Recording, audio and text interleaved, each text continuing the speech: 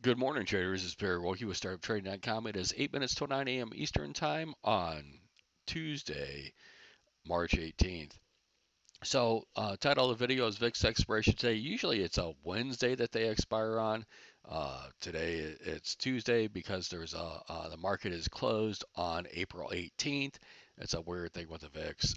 But anyways, that's the way it goes.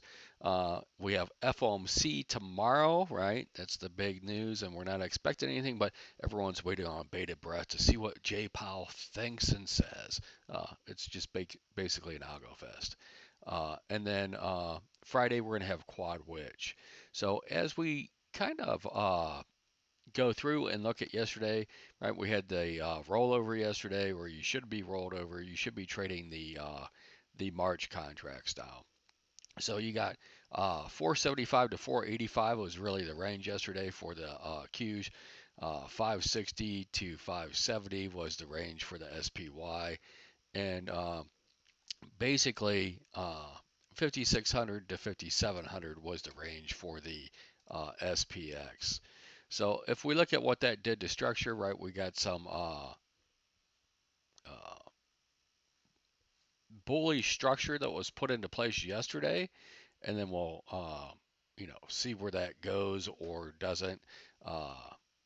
Coming forward. So that's kind of your morning lines in the sand. So basically, after the initial bounce is over with this morning, I want to see on the ES and the Dow if we're holding on one side of these signal prints or not. I really don't care too much what the Russell is doing, to be honest with you.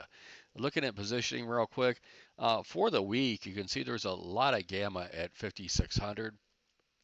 We closed yesterday at 56.75.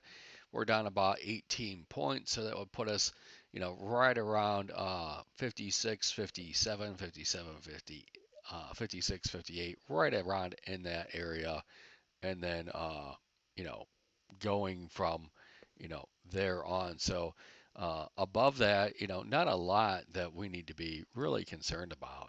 And then looking at the SPY for the week, you're looking at really 550 to 580. We closed yesterday at 565, so kind of right in the middle of that range. And then looking at the Qs for the week, you can see 500 has a lot of gamma if we get legs to the upside. We are currently trading basically 480 right now, so that would be around eight 800 900 points above where we're at right now to get back up there to 500. And then as we look at really the new contracts, the March contracts, when I look at one time frame, this is what I've marked these up a little bit this morning just to put in there just some guidelines. So basically, we're right around these levels, right around here for the Nasdaq. Basically between 19,900, let's call it, to uh, 20,000, right around there. That's kind of a support resistance area. It's like a block of indecision for me. So above there, you can start squeezing potentially all the way up to 21,350. Below there, you should get a retest of the lows. And of course, the major thing that you're going to watch out, you can't mark everything on the chart, but one thing to be aware of is the high of the day from the 13th. So that's what you would be looking at. You start getting into the day of the 13th, you're probably getting that retest of the lows. And then for the ES, you're looking at basically 5,700 to 5,725 is the block of indecision. Above there, you could start, heading towards basically 6,050. Under there, you're probably going to get that retest of the lows with that. Same thing that you would need to watch. You could mark it on your charts, really the high from the 13th. So that's going to be 56.55, right? Getting back below that for the Bears would probably be, you know, invoke a lot of fear. And at that point in time, we can start watching the VIX and see what it's doing. And then looking at the overnight session, not a lot going on, 33 and a quarter points. We're kind of on the cusp of, believe it or not, flipping from negative gamma to neutral gamma before we go into positive gamma. A lot of technicians define it as, you're either in negative gamma or you're in positive gamma. There's kind of a flux in there for me that you're kind of like not in really solidly in neither. And that's where the cusp that we're on right now is getting into where we're not really in neither or either. English is my second language, although it's the only language I speak. So then as we get, into it, you can see clearly that line, but I was just talking about that 57.25 is really, what the Bulls need to get back above. The Bears, they got lots of areas that they could just pounce on this at any time. And I'm sure, and we'll see if Jack's watching them, but you got these, just a low to low from basically right around 6,000, just slightly under there, all the way to this 5550 area, just rounding this off. That, that's really what they need to the Bears just need to hold that, and that's a little bit above us at this point in time. And then again, we're right near this the split that we were watching before for the Nasdaq, right around this 19,900 area.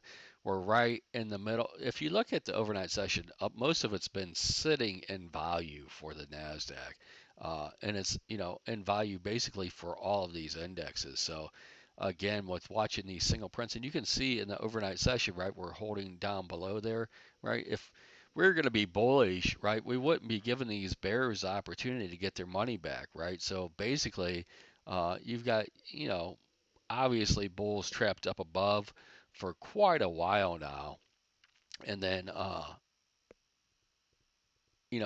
just a few really, if you want my opinion, that are trapped above it from for yesterday. To be honest with you, I don't know how many people really got, longed up other than just for a day trade yesterday. So again, my game plan is going to be after the initial bounce. I want to see which side of these single prints we're on for the ES and the Dow, and then I want to see if we can make any progress between value or under value area low on really just watching the Nasdaq and the ES, but uh, we were oversold at the end of last week. So Friday and Monday worked out those oversold conditions. You have to work out those oversold conditions before you can resume the sell off. And, the sell off is back on the table again, especially if we hold under those levels. So we'll watch. We'll see if Jack wants to get into it today. Uh, I started watching. Basically, I'll give you a little preview now.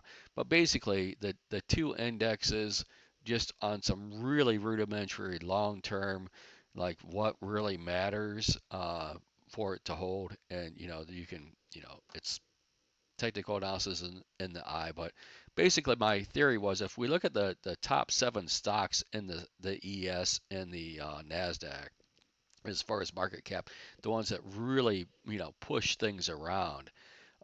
When we think that those stocks have bottomed, right, or are holding support, then the market should have found a bottom. And this is probably going to be a process as much damage as that's done to it, but we're closer to the lows than farther away from it to me if five of these seven have found firm footing, right? It's going to be hard for the market just to keep collapsing if these seven stocks, if five of them have found footing. So maybe we'll get into that later this afternoon or today, depending on what Jack has going on. But that is the thinking for that. I hope everything I've went over with you today helps. Remember, FOMC tomorrow, VIX expiration is today. So we normally get kind of a quiet period going into the FOMC because of the VIX expiration is usually on the Wednesday of the FOMC. But now, we were kind of like not very volatile yesterday. We could be volatility could start picking up again today as traders have to reach for and hedge funds and institutions have to reach for new VIX contracts basically. Uh, So, really start, throwing the VIX up on your drawing again today. And we'll see what Jack's looking at, and I'll talk to you tomorrow.